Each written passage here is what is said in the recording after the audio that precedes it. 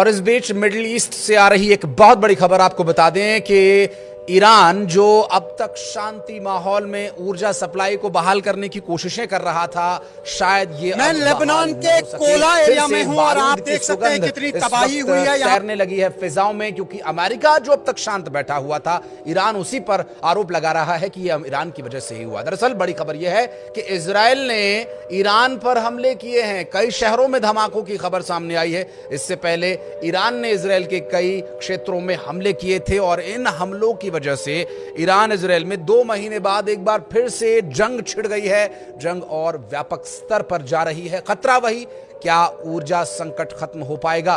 क्या जो अमेरिका कोशिशें कर रहा था उस पर बट्टा लग जाएगा? क्योंकि ईरान ने आरोप ही लगाया है कि ये सब कुछ अमेरिका की ही वजह से हो रहा है। नमस्कार, मैं हूं आशीष त्रिपाठी आपके साथ और इसी मुद्दे पर बातचीत करेंगे। मेरे सहयोगी आनंद इस वक्त मेरे साथ जुड़ गए हैं। आनंद, बीते 2 महीने से युद्ध रोकना, सीज फायर होना, बातचीत होना, फिर धमकी भरा लहजा डोनाल्ड ट्रंप का सामने आना, ये सब एक सामान्य सी घटना लग रही थी। लेकिन जिस तरह से तेल अवीव पर मिसाइलें बरसाई गई हैं, जवाबी हमला हुआ है, संभव है कि जो ऊर्जा संकट था एक बार फिर गहरा सकता है। बिल्कुल गहरा सकता है। और मैं तो पहले आपको ताज़ा अपडेट बता देता हूं कि अभी हो क्या रहा है मिडिल ईस्ट में। दरअसल अप्रैल में आपको भी पता है कि सीज फायर हुए थे ईरान और इजराइल की, और इस सीज फायर के बाद आपने देखा होगा किस तरीके से सभी देशों में ऊर्जा संकट को लेकर के या फिर तेल को लेकर के किस तरीके से क्राइसिस थे। लेकिन ये जो सीज फायर थे वो टूट चुका है, यानी कि रविवार रात में इजराइल पर बैलिस्टिक मिसाइलें दागी गई हैं ईरान की तरफ से, और इस पर प्रतिक्रिया भी आ गया है IRGC का, यानी कि जो ईरान का जो एक तरीके से आयतुल्लाह अली खामनेई के नेतृत्व में चलता था, हालांकि अब इनके मुस्तफा खामनेई के नेतृत्व में चल रहा है IRGC, उसका बयान आ गया है इस हमले पर। और उनका कहना है, IRGC का कहना है कि ये कार्रवाई जो है कि लेबनान में हिजबुल्लाह पर इजरायली हमलों के जवाब में किया गया है। यानी कि जो इजराइल हिजबुल्लाह पर लगातार हमले कर रहे थे, उस हमले के जवाब में रविवार रात में ईरान ने बैलिस्टिक मिसाइलें इजराइल पर दागी हैं। और इसके जवाब में इजराइल ने जो तबाही मचाना शुरू किया ईरान में, हम ये कह दें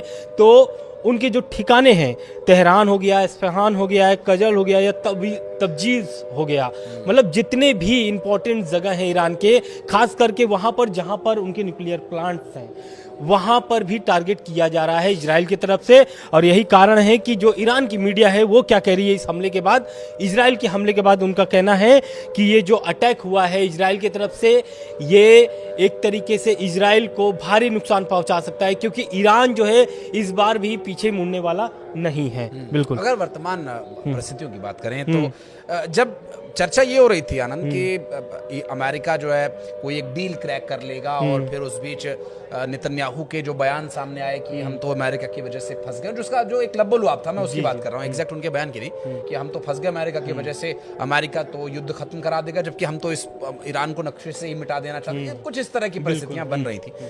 अब ये जो हमले हुए हैं, आने वाले 24 घंटों में इसका क्या असर होगा दुनिया में, ये तो सबको पता चलेगा ही, फिर हम लोगों को भी बताएंगे। लेकिन संभावनाएं, आशंकाएं क्या कुछ हैं? क्योंकि जिस तरह से अमेरिका के बयान सामने आए कि हम एक डील के बहुत नजदीक हैं, क्रैक हो जाएगा, सब कुछ ठीक हो जाएगा, लेकिन इजराइल तो कहीं इसके आसपास भी नहीं था। बिल्कुल नहीं था। और इजराइल का साफ कहना था कि क्योंकि इजराइल जो डिमांड रखा हुआ था अमेरिका से कि अगर आपको ये डील करना है तो इसमें कुछ शर्तें हैं, इजराइल ने कुछ शर्तें रखी थी, जिसमें कि हालांकि अमेरिका ने उस कुछ शर्तों में ईरान के सामने प्रेजेंट भी किया था, यानी प्रस्ताव में रखा भी था, जिसे ईरान ने साफ तरीके से नकार दिया है। क्योंकि आप जिस चीज़ों को मना कर रहे हैं, ईरान कभी भी उस चीज़ से मानने के लिए तैयार नहीं होगा। पहला तो है कि परमाणु बम वो बनाना बंद कर दें, मतलब उनके जो प्रोग्राम चल रहे हैं वो बंद कर दें। हालांकि वो परमाणु बम बना नहीं रहे हैं, लेकिन उनके जो प्रोग्राम चल रहे हैं वो भी बंद कर दें। साथ में जो मिसाइलें, जो उनकी रेंज वाली मिसाइलें, दूर रेंज वाली मिसाइलें हैं, उसे भी बंद करने का उसमें प्रस्ताव था, शर्तें थी, अमेरिका ने रखा था ईरान के सामने।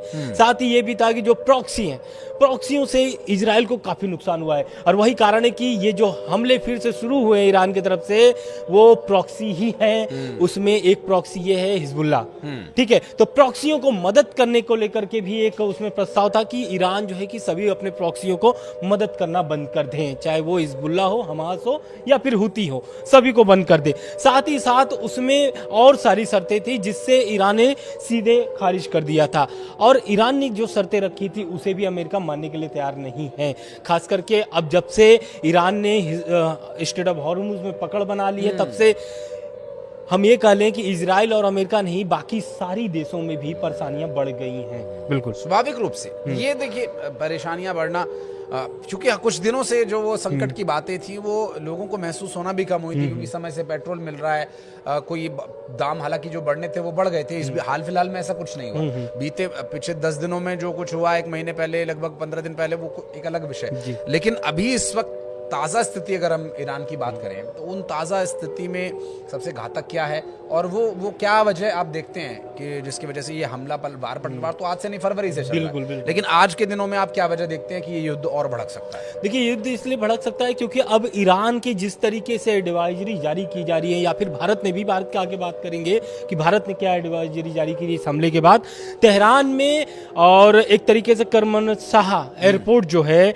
वहां पर सभी उड़ानें रद्द कर दी गई हैं। इसका ये साफ मतलब है कि ईरान पूरा मूड में है लड़ाई करने के लिए इजराइल से, और लगातार यही कारण है कि पहला जो हमला हुआ है वो ईरान की तरफ से ही हुआ है।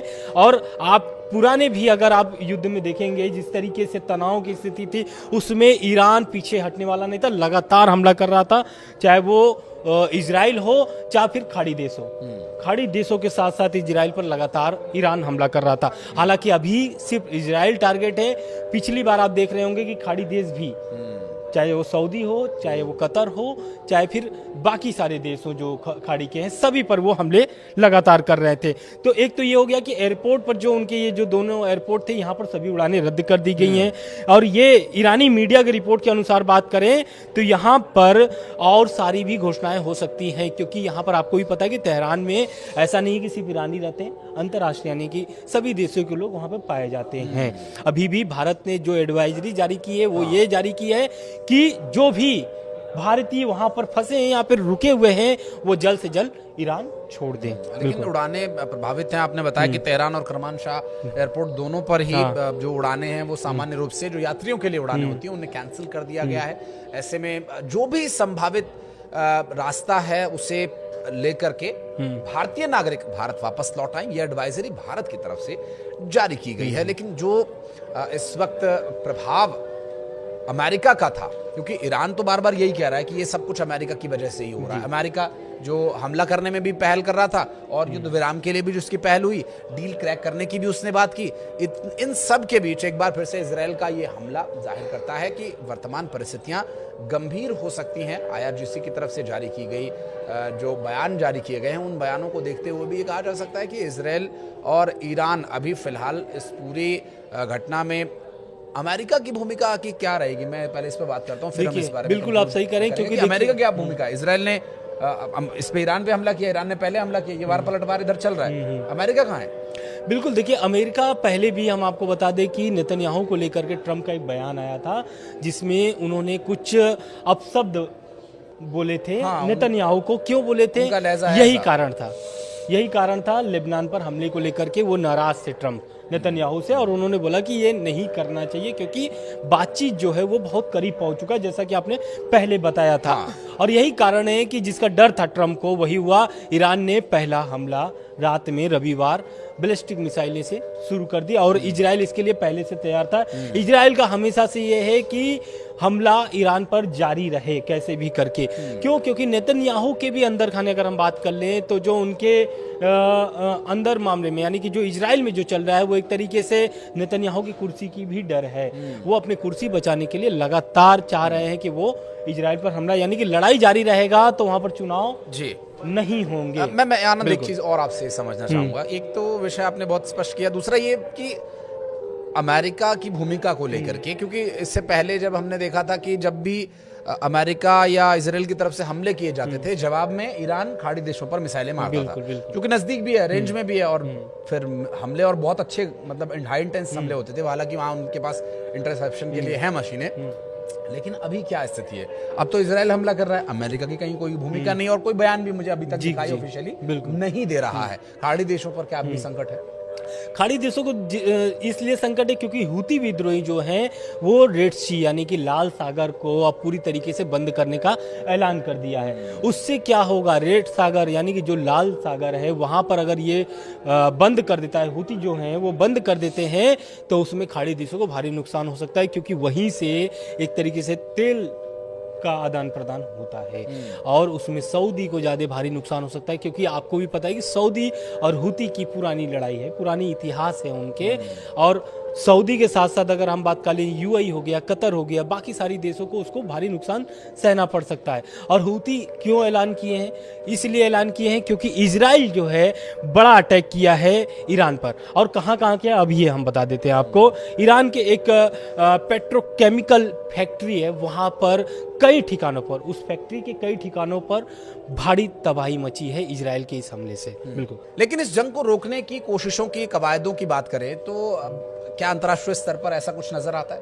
बिल्कुल, क्योंकि देखिए जिस तरीके से मध्यस्थता, पाकिस्तान की मध्यस्थता जो हुई थी वॉर के बीच में, जब ये अप्रैल के पहले जो लड़ाई चल रही थी उसमें पाकिस्तान चाह रहा था कि उसे मध्यस्थता करने का मौका मिले, और वो मौका मिला भी। आपको भी पता है कि जाकर के पाकिस्तान में बैठक हुई थी ईरान और अमेरिका की, उसमें कोई बात बनती नहीं है, विफल हो जाता है वो बातचीत। लेकिन इस युद्ध के यानी जो अभी हमला शुरू हुआ है इजराइल और ईरान का, इस बीच एक खबर सामने निकल के आ रही है कि जंग रुकवाने के लिए एक बार फिर से पाकिस्तान अपनी एक तरीके से श्रेय लेने के लिए, या फिर हम ये कह लें कि अपने को चमकाने के लिए, या फिर मध्यस्थता कराने के लिए पाकिस्तान फिर से एक्टिव हो चुका है इस मामले को लेकर के। तो जंग रुकवाने के लिए ईरान पहुंचे हैं पाकिस्तानी मंत्री नकवी, और ये पाकिस्तान ईरान पहुंच करके इस हमले को रुकवाना चाहते हैं। और वो जाकर के ईरान से जो भी मंत्री हैं, हम ये कह लें कि मसूद पेजेस्कियान से भी मिल सकते हैं, या फिर उनके जो विदेश मंत्री हैं अब्बास अराक्ची, उनसे मिल सकते हैं, और इस विषय पे बात कर सकते हैं कि भाई जो आपने युद्ध शुरू किया है इसे रोक दीजिए, और जो बातचीत अमेरिका से चल रही है उस पर फिर से बातचीत शुरू किया जाए। और नकवी का अब देखना ये होगा कि उनकी भूमिका क्या होगी, वहां पर जाकर के किन किन मंत्रियों से बात कर सकते हैं। हालांकि हमले अभी भी जारी हैं लगातार इजराइल और अमेरिका की तरफ से। जो परिस्थितियां अभी बनी हुई हैं, खाड़ी देशों पर हमले की जो डायरेक्ट आशंका या डायरेक्ट मिसाइली हमला करने के बजाय यहाँ पर हमले की जो धार है उसका जो तरीका है उसे बदल दिया जा सकता है। हो सकता है मिसाइलों से हमला करने के बजाय वो एक आर्थिक प्रतिबंध जैसा कुछ वहां पर लगा करके खाड़ी देशों को कंट्रोल करने की कोशिश करे, और वो भी इसलिए ताकि वो अमेरिका को बातचीत की टेबल पर ला सके, उस भूमिका में ला सके जिस भूमिका में अब तक अमेरिका रहा था, और इजराइल के द्वारा किए जा रहे हमलों को लेकर के अमेरिका भी कोई स्टैंड ले सके। बहरहाल इस पूरी घटना को लेकर डिटेल्स हम आगे आपके लिए लेकर आते रहेंगे। इस वीडियो में फिलहाल इतना ही। बहुत बहुत धन्यवाद आनंद आपका हमारे साथ जुड़ने के लिए।